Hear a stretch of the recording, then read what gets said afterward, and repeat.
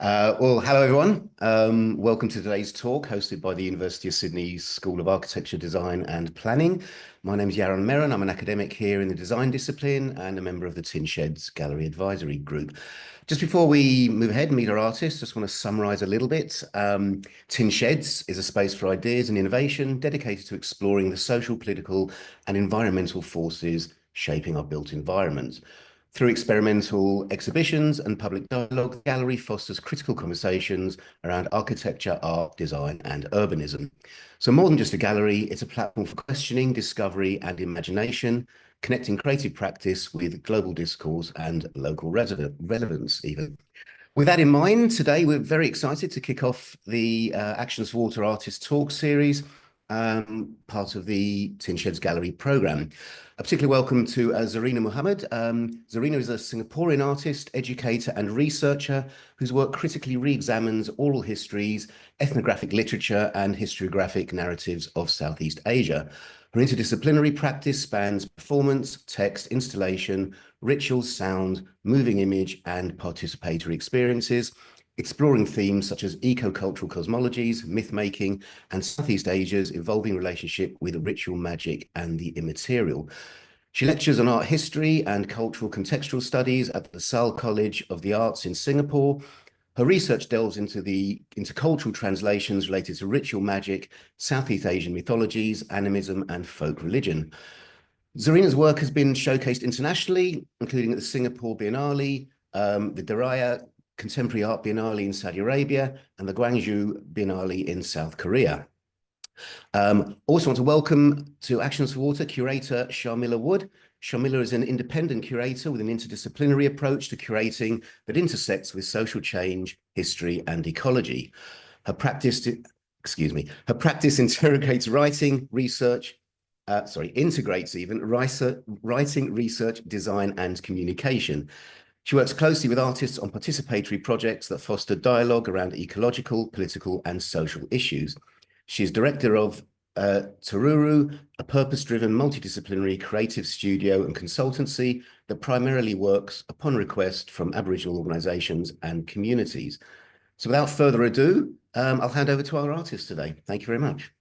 Great, thank you. Thank you, Yaron, for the introduction. Thank you, Sharmila. Thank you, Tin Sheds, University of Sydney, for this lovely opportunity and invitation. So my name is Zarina, and I'll be sharing a little bit about my work specifically for this exhibition, and also my broader practice. Sorry, my cats. Okay. But just before I begin, I'd just like to acknowledge that we are gathering across screens and time zones on the unceded lands of First Nations peoples. I pay my deepest respects to elders past and present, and extend that respect to all Aboriginal and Torres Strait Islander people joining us today. As someone joining from Pulau Ujong, which translates to island at the end from Malay, which is one of the oldest recorded names of this island that we now call Singapore. Singapore has since 1822 reclaimed land from earth obtained from its own hills, the seabed, and neighboring countries. So for us, the term land reclamation in some contexts, land reclamation refers to land rehabilitation. But in Singapore, I think this term, and maybe in a lot of places too, requires a lot more unpacking of the colonial legacies connected to infrastructural politics and present-day land use, and just the ways in which, the sea is also being demarcated in particular ways. So it's been widely understood that Singapore's land area has grown from 581.5 square kilometers in the 1960s to 725.7 square kilometers today. And this small little island city-state is anticipated to develop by another 100 square kilometers by 2030. Yet, ancestral tides and indigenous roots continue to shape the land, and I approach this shared virtual space with much humility and gratitude. My work traces watery crossings, submerged memories, and the spirited life of place. I recognize that we are held by lands, by water, that are living, spirited presences, holders of memory, sovereignty, and deep cultural knowledge. And so I honor the ongoing custodianship of country here, wherever we might be, where land, sky, and sea are kin, and stories are never separate from the ground that we stand on. Okay, so now I shall share my screen.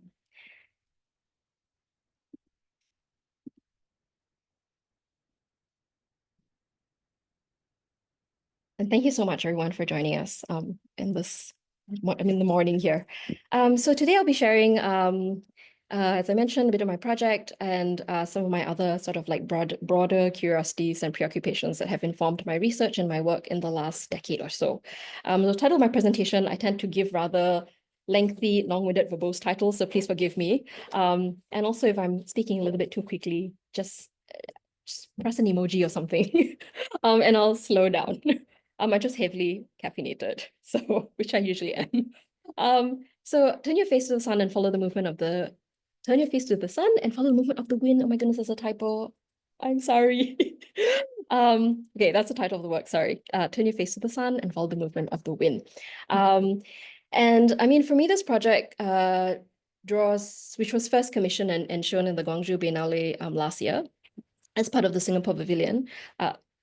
I mean, for me, I think this work was in lots of ways, a culmination of several episodic, iterative unfolding of several projects that I feel, brought me and led me to this point, where I was really starting to reflect and think about these very humbling lessons from, as I write there, atmospheric wisdoms, creaturely kin, my very noisy cats right now that are currently tumbling in front of me, and really thinking of landscapes as these potent living spiritscapes or spirited geobodies. And for me, I mean, sites, place, beings, creatures, the microscopic, the unseen are all equal collaborators in everything that I do. So those of you who are in Sydney or will be passing through Sydney, this is the work. It's a 2-channel video with a floor piece installation. I mean, many things I may not have time to speak of in depth and detail in this short 20 minutes that I have. So I'm happy to also continue these conversations offline or yes, in any other way. So welcome to Cyrene Reef. I mean, one of my long-term collaborators is actually in the audience. So hi Marcus. And I have to say that it's only through the very generous and kind invitation of researchers who have been committed to these sites, to these places, that I'm able to be given access as well. So I mean, I think for me, projects that are collaborative in any form, in any nature, does require that deep, sustained engagement, that deep reciprocal respect, and yeah, just ways in which we do need to gently navigate a lot of these spaces, which are often, discomforting or may not yield easy, immediate answers. So, I mean, I've lots to say about, also like the ethics of collaboration and all of that. But perhaps that's for another talk. So Cyrene is located 4 kilometers, I think. She's about 45 minutes south of Singapore, and requires, yes, us to journey out to the middle of the sea, where this beautiful 1.4 kilometer sandbar, which used to be an island once upon a time, but is she's now sort of become this small land space. But I think what has really drawn me and really sort of moved me is just the fact that she's submerged for most part of the month, and she only emerges for about 2-3 hours, just a few times in a month during the low tide. Otherwise, she's just underwater, watching, breathing, observing, witnessing all of these shifts, all of the laying of the underground cables, the water, the tides shifting and heating up. And also, I mean, what has also happened in the last few decades is that surrounding her is this ring of petrochemical industry. So Cyrene, I mean, also known as Terumbu Pandan, that is one of the oldest recorded names of her, she's been documented in much older maps, and I mean, also signaling how she has been the significant sort of landmark across these maritime pathways and arteries of this vast archipelago, of which Singapore is situated within. I think something that I must also add, being Singaporean and having grown up here, is, very often we don't necessarily have visual access to the sea. So, many people forget that we are an island. and that we are, perhaps, yes, we are, not even perhaps, it's definitely, we are part of this broader archipelagic sort of constellation. So,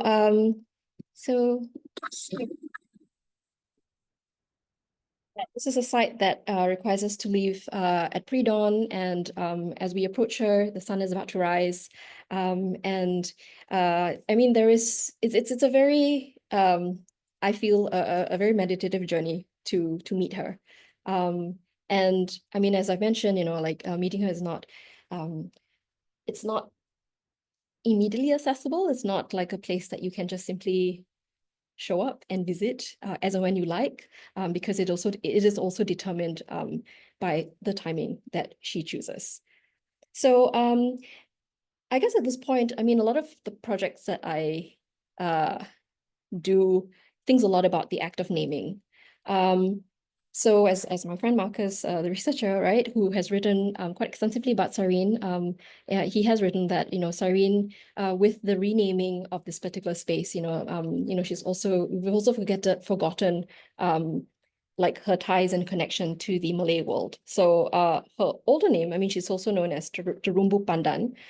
So the pandan here refers to the seashore pandan. So it's a prickly, kind of thorny plant, seaside plant. And I think to me, it's fascinating that the British decided to rename her as Cyrene, which is a lion wrestling nymph. So for me, this site as being potent, but also fragile, but also fearsome, and also, having had the reputation of, at various points in history, perhaps running ships aground because they didn't know she was there.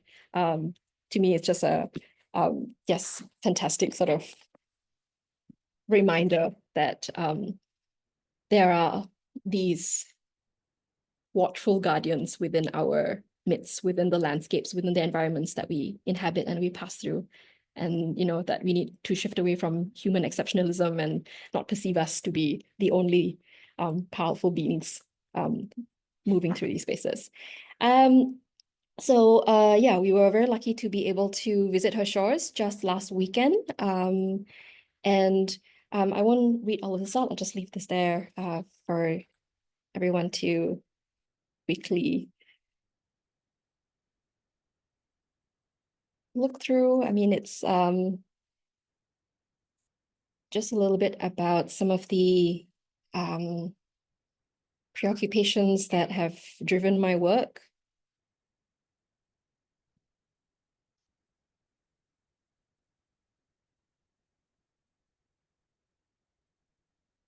And I think something that I think about a lot is how can we find ways to destabilize the voice of a single storyteller?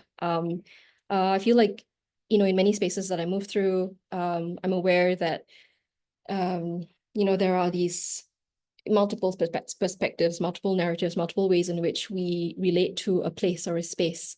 And also, how can we, I mean, especially for artists, for researchers, how do we kind of open up the work that we do so it becomes a polyphonic space? It becomes, even I welcome the chaos, the discordant sort of cacophonous space where, very often I think we desire to, I mean, some of us do, I don't really at this point, kind of slot and classify and place things into neat taxonomies, into identifiable sort of like categories. And, we find ways in which we often try to translate what we perceive to be untranslatable. So I think, I think at this point in my practice and in my work, I find ease, actually. I find ways in which it's perfectly fine if some parts of the work resist or defy classification or translation, or is subject to mistranslation. I think that's part of the ongoing conversations that needs to happen, that must happen in this sort of like, work that we do. How do we move through spaces with the whole body listening? I think that's something. How do we open ourselves up to these polysensorial ways of moving, of acting, even in deep opacities? How do we see and make sense of what's around us in the dark? So I mean, I think so much of what I think about is I guess I try to make space for a very slow unfolding, long-term sort of ways of just engagement. And really thinking of intergenerational, transcultural perceptions of a lot of these sort of spheres that, again, as I've mentioned, resist classification, that are ungovernable, that are just move in through their own rhythm, and in ways that make sense perhaps only to them. Yeah, and how do we make space for these entangled points of views, and move through, sometimes precariously, balancing across these different realms and worlds. Okay, so selected projects, I need to be mindful of time. Okay, so yes, as I mentioned, right, this is a sort of second iteration of this particular project, Turn Your Face to the Sun and Turn Your Face to the Wind and Follow the Movement of the Sun. See, sometimes I can't even remember my own titles. um, um, yeah, so, and I think something that within my own practice, I'm really open to is just different ways of presenting the work in response to the site. So for me, I'm not overly attached to, oh, if this is a two-channel work that was shown in this way, in the first iteration, that it needs to be presented in the exact same way. I'm always very happy to work with in a site or place responsive way. And I think something that I do value in group exhibitions, especially, is just ways in which, a work that I put up can be in conversation with other works in its proximity. So I love that, I mean, my work is also facing another video work and the sort of like, conversation and dialogue that perhaps it can come out from someone who comes for this show. And yeah. So this work was, yeah, I think it was exactly a year ago when I was working on this, and it was presented last September as part of the 15th Gwangju Biennale. And I mean, in lots of ways, I guess I was really reflecting and thinking of these intertidal walks that I've been going on, with my biodiversity specialist friends who've been doing it for many decades. And, just also, yeah, trying to, I guess, speak with and yeah, find ways in which I'm thinking about these small creatures that I meet. I mean, that's the gray pile of poop-looking substance there is one of my favorite creatures. That's an acorn worm, of which scientists have proposed that we share 70% of our genome with, and we share similar breathing systems. So I absolutely love that a creature like this that never sees the light of day, that's perpetually buried in the sand, is sort of like our ancient ancestral kin in its own way. So yeah, I mean, my work tends to be, is often very collaborative, as I've mentioned, humans and non-human alike. So I mean, I was very privileged to be able to work with yeah, wonderful movement artists, where we were, because it was a two-channel video. So one video, was a way in which we were also thinking about the functions, the roles of ritual theater, of again, I mean, as I've mentioned, many things defy translation through words. Maybe that I should be a bit more specific, through words. And I feel like very often when that happens, we shouldn't be too attached to this verbal textual language. And perhaps that translation comes through movement, through sound, through gesture, through other ways of knowing, other ways of perceiving, and that we don't always have to be so,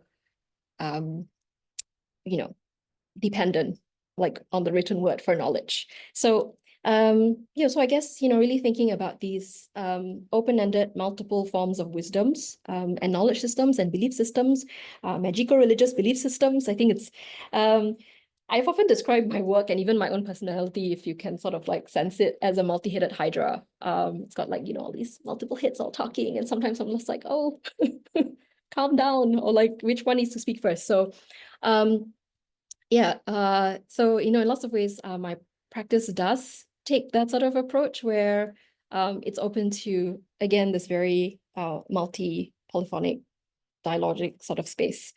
So here we are back on Cyrene, and yeah, just some images of her, and that's my favorite acorn worm.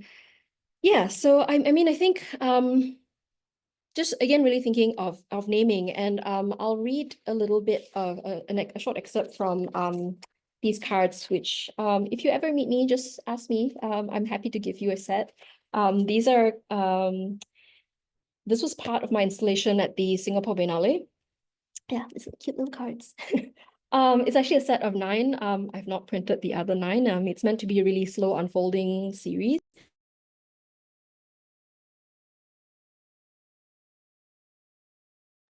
Sorry, Zarina, I think you're just muted. Oops, sorry. Yes, can you hear me? Yeah. Okay. I wasn't muted the whole time, right?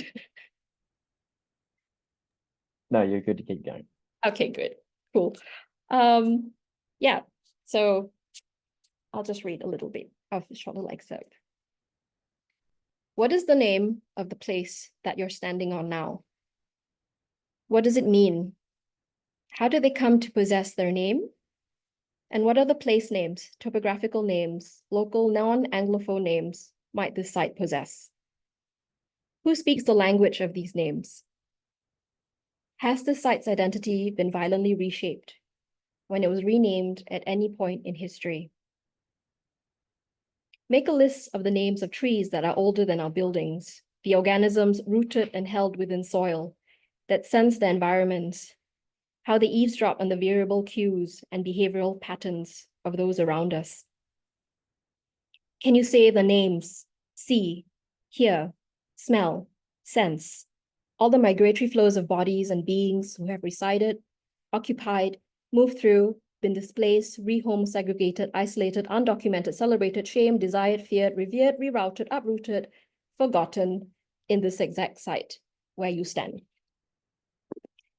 Yes, so, and yeah, I mean, you can read the quote there. But, I feel like this particular project was commissioned on an island about 20-30 minutes out of Singapore, which is still part of Singapore.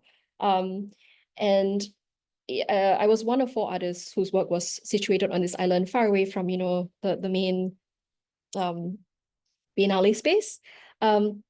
And I think, this particular island, if you ever come through Singapore and have a chance to visit Pulau Sekijang Bendera, now known as St. John's Island, there's so much I can say about it, which I do not have time for. But the site itself contains layers, embodies layers and layers and layers of histories, as with any other site. Yeah, I think just that was something which I was thinking about. And I guess coming back to before I got weirdly muted, don't know what the spirits are doing. But the animals on these cards are based on old, or rather, navigation compasses that seafarers we used to use. Some people ask me, oh, is it like feng shui? I'm like, yeah, but that sort of divination compasses, amuletic diagrams have existed across the region, across actually many cultures for all time immemorial. So with some of the divination compasses that I was referencing, each direction, intercardinal direction, has an animal, has an element, has a spirit, has a color. So these were things which I was just thinking of when I was building the installation. Okay, so as I've mentioned, this is often variations of this is in the credits of my work. And here I am on Pulau Sekijang Bendera, St. John's Island, with a little box there, because I felt like, people will have to spend half a day to come and see this work. And given that commitment, I also want to have a little gift for those who took the time for, yeah. So this box was there for people to pick a card or pick all 3 to take back with them if they wish. So yeah, that's the installation. And again, with a lot of my work, I'm never happy with just installing and leaving things there. I often propose for projects like this, actually most of my projects, to again be opened up, where I have multiple activations, interventions, disruptions, invitations for subject specialists, for musicians, for anyone to come to interact and engage with the space. So we were very lucky to be able to have Singang Laras, a gamelan ensemble from Singapore, and a beautiful dancer from Solo, to perform in the space. And for me, I mean, these performances are not simply, oh, we just perform something that we like. You know, it's also ways in which we speak with, we engage, we commune, we engage with the histories of the space, the sort of like living spiritscapes of the space. So every piece of music is also thought through and discussed with my collaborators, with the musicians. On the intention. I think intentionality is very important in this work. So yeah.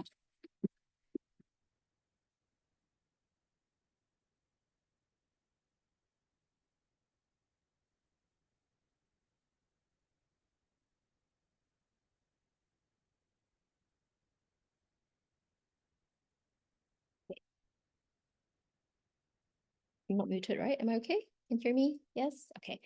So those were part of the installation. There were 3 parts to it, one facing the sea, one in the pavilion on the hill, and then the last bit, the wind-powered instrument facing the forest. Again, I mean, I was absolutely not precious about the objects that were out in the elements, if they were to be destroyed, because after all, this work was installed right in the midst of the monsoon.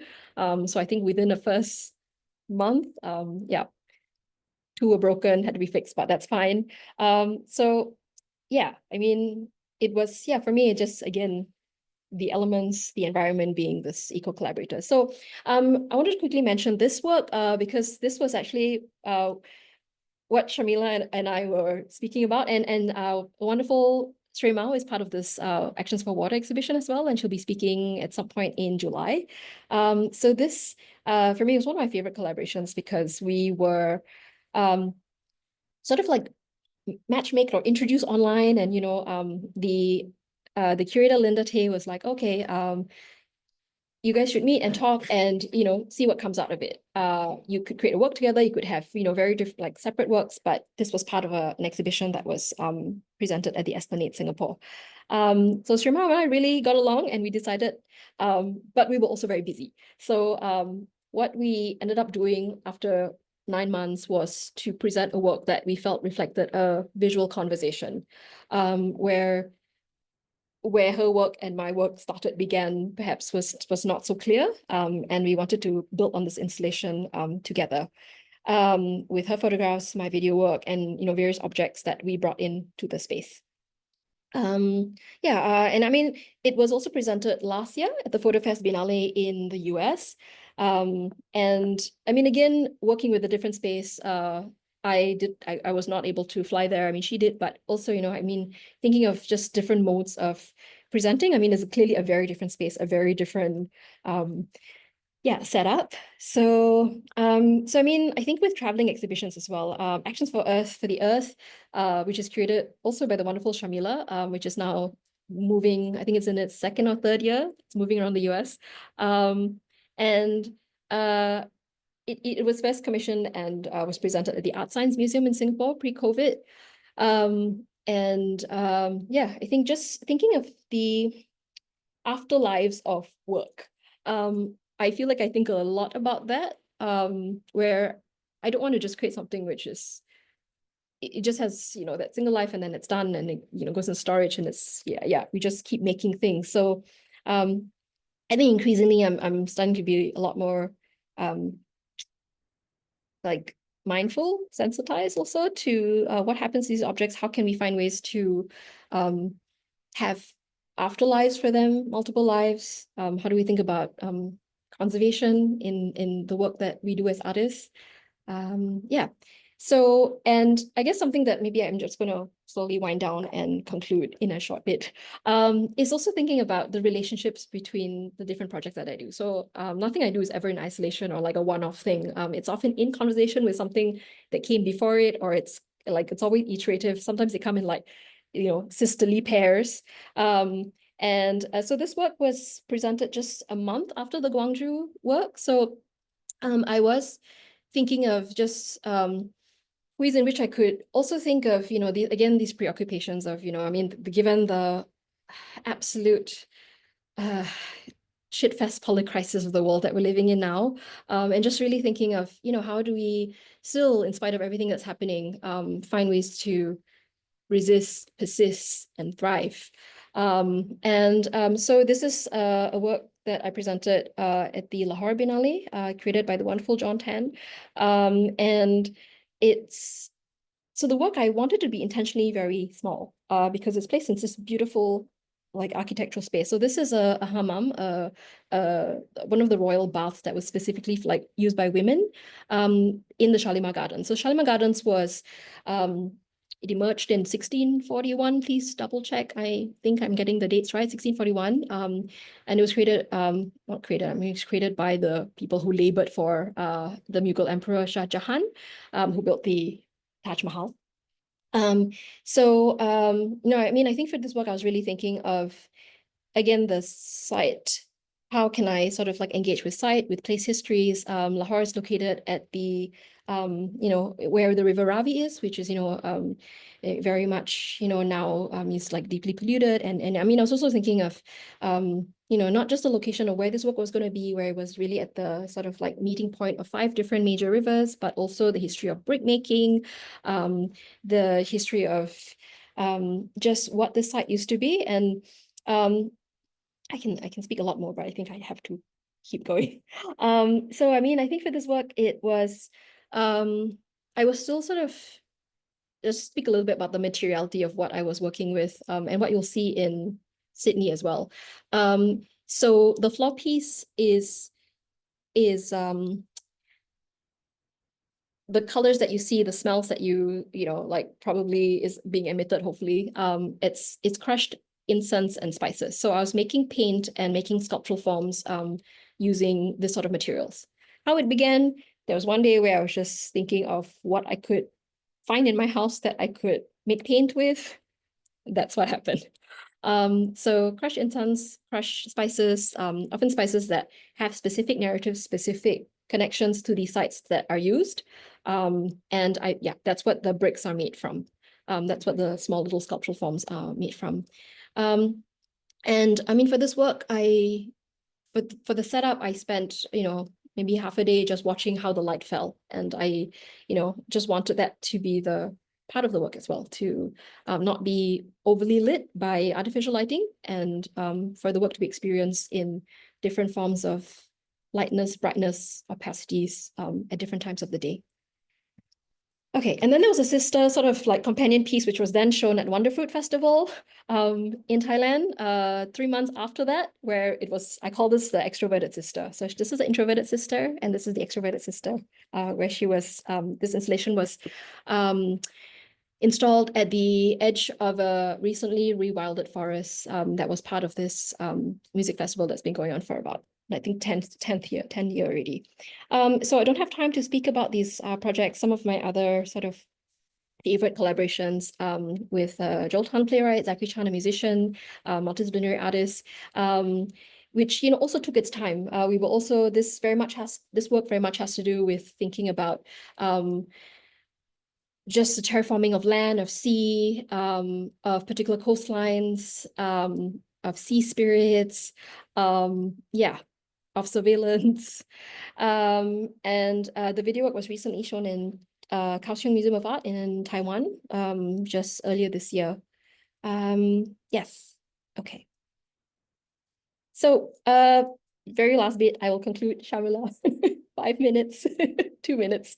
I think just to conclude that, a lot of my work works with, my creaturely kin. My cat is often, even sometimes he's not invited to be part of the video work, but he inserts himself in, so there he is.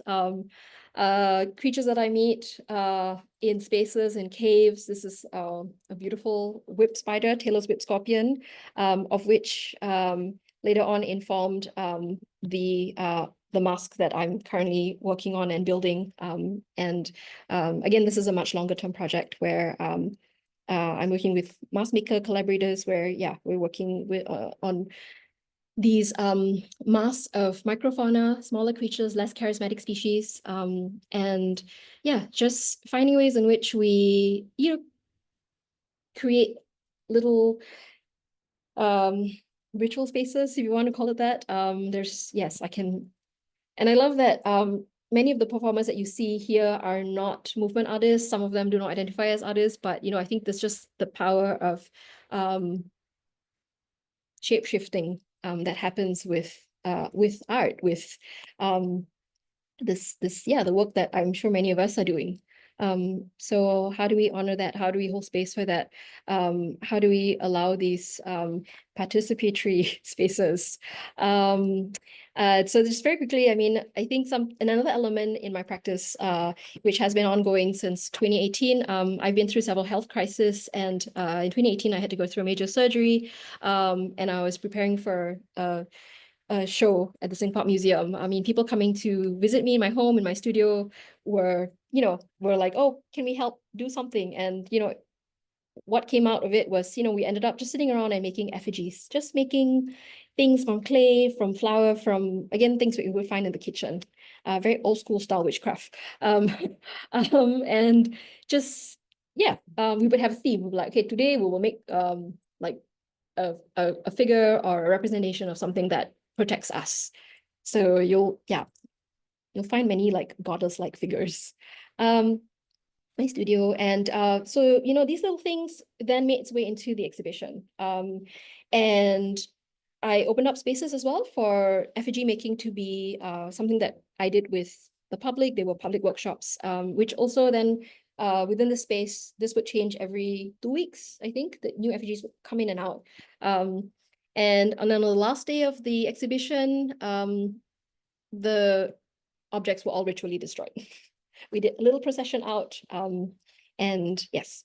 So just to end, I mean, I think this was one of the like a project last year, which I mean, I often say that my work is not like very on the nose personal, but I think for this particular project where it was about grieving, it was about end of life, it was about all of these polycrisis again, right? I was really thinking of, when the trees want to be quiet, the wind still does not stop, and this particular work, the opening of the show happened right after the passing of my little black and white kitty there.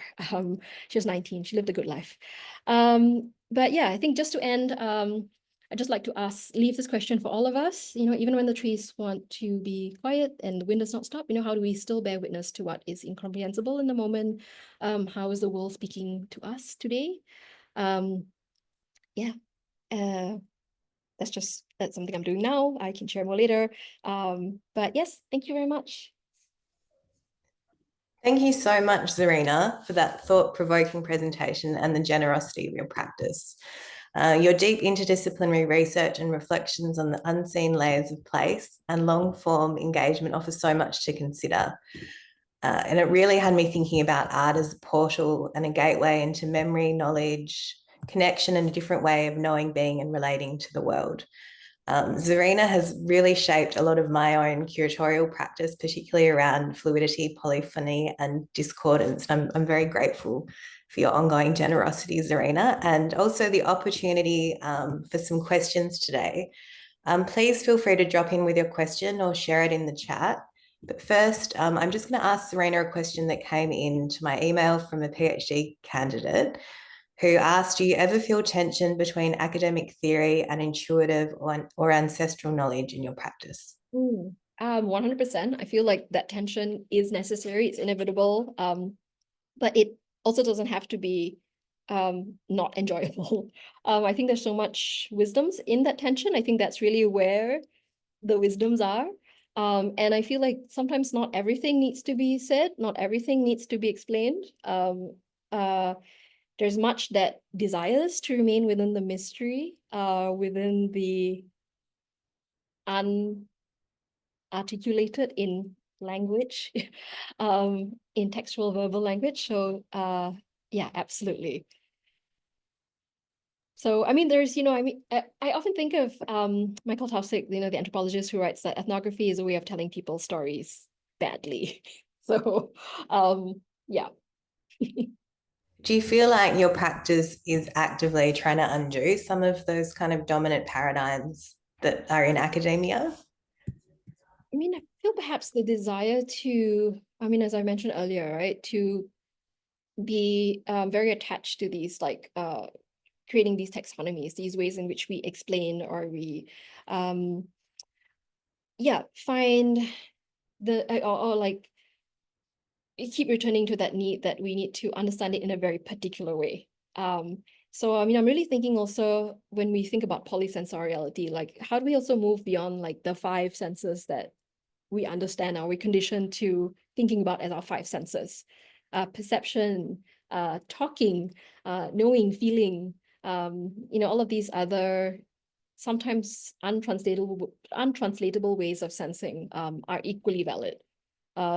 So yeah, I feel like, I mean, I have to admit, I think, maybe more than a decade ago, I did find this a stumbling block, this very precise question. I struggled with it. I felt like, oh, I think, who am I also? I was always questioning my subjectivity. I was, always trying to, and it happens to, the best of us, all of us, the blind spots of privilege, all of these things, thinking about the ethics of it, of any work that we do. But it's, I think instead of seeing it as a stumbling block that prevents me from moving, how do we also, as I've mentioned, open up these polyphonic, open-ended ways? Is there a particular project that would be a good example of this for you to talk about? I mean, I often see the work that I'm showing for your show, for Actions for Water, as the companion to the one that I showed for the Singapore Biennale on the island. So I think both projects, in some ways, sort of like needed me to engage with like the potency of landscape in ways that were often discomforting. And I mean like literally discomforting because I'm getting eaten alive by mosquitoes. I'm not setting up in an air-conditioned white cube space. Some of these histories are very dark.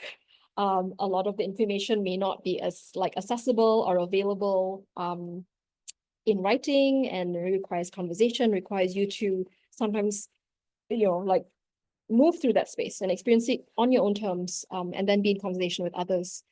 So, yeah, I mean, I think for me, I was conscious to not create a work that was just simply a history lesson, because I think that can happen.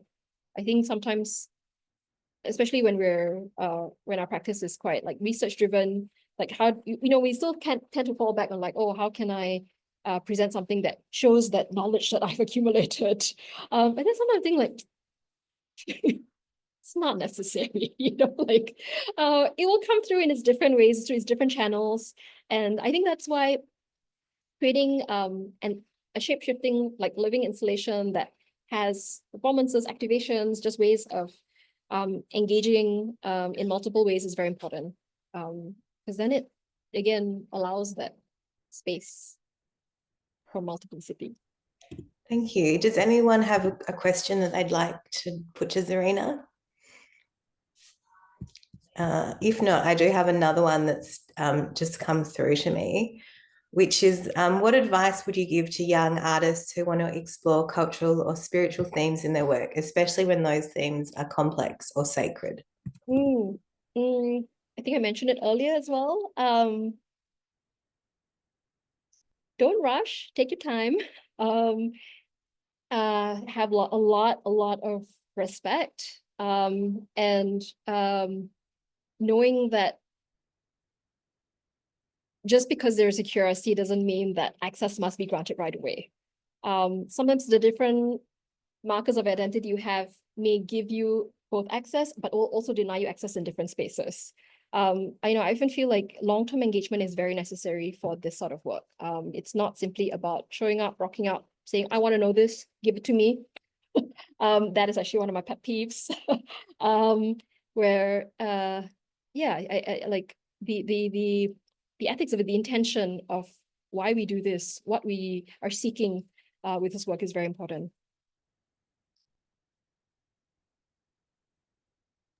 So I have a question for you, which is, what are you working on?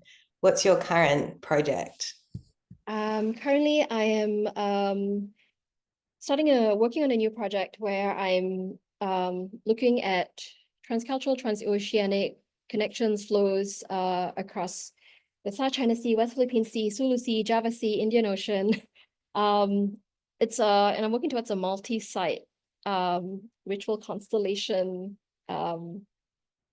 installation across different coastal cities and coastal spaces that will be happening at the end of the year through next year. And I'm currently also doing a new residency with the NTU Center of Contemporary Art in Singapore. That's in partnership with the Earth Observatory Singapore. So I'm very excited to be working with the scientists there on really thinking about geohazard observations, marine geochemistry, really thinking about these atmospheric shifts and changes in climate. Yeah, that will be unfolding in the months ahead. And this is, again, super long-term work. Yeah, all ready to commit to this for the next couple of years.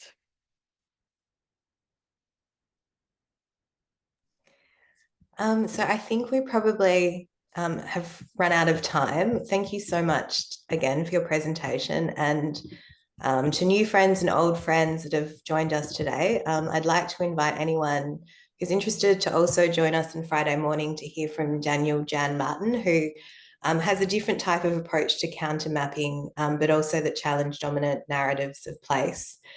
I'd also like to express gratitude to the Tin Sheds Gallery and to Yaron for introducing the session today. It's been wonderful to expand the exhibition through these conversations, and we really value the partnership of the University of Sydney School of Architecture, Design and Planning in creating a platform for sharing art and ideas. I'm now going to hand back to Zarina to end the session. And I'm sure if anyone does think of any questions, Zarina's email address is there, and she's incredibly generous. So thanks again, Zarina, and I'll hand it back to you. Thank you so much. And thank you so much, everyone, for being here. Yeah, so I just want to end. I'll just go back to the kingfisher, because this is, for me, like apart from my cats, is a constant sort of companion that has passed through, that has made their appearance very, very evident in almost every field trip, wherever I go.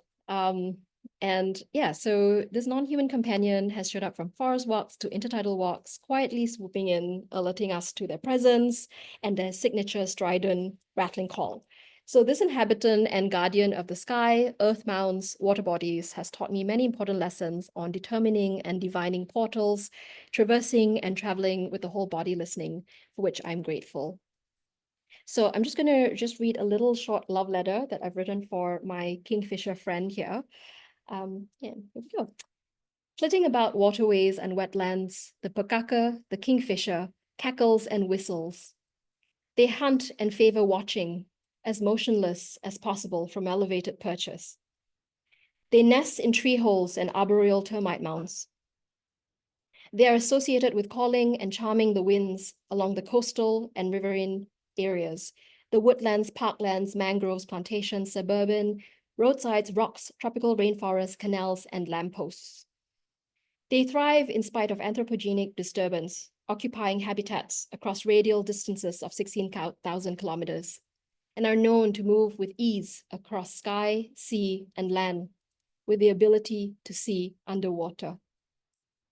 It is said they share kinship with the Garuda, the Chandrawasi, the mythical bird of paradise, their faces on hilts of cuirasses, daggers, and their beaks pointing outwards in the direction of the prevailing winds. Legends tell the story that they were the first to fly from the ark, or that the first kingfisher was a human trickster, how they were charmers, psychopoms, foragers, water bearers, shapeshifters that take on the form of a Dwarapala or a wrathful deity. The kingfisher sits and waits, cackles and whistles, remains at ease in their transience, and offers lessons on digging tunnels to nest in, diving with your eyes open, and creating pathways for habitable universes. Thank you again. Have a great day.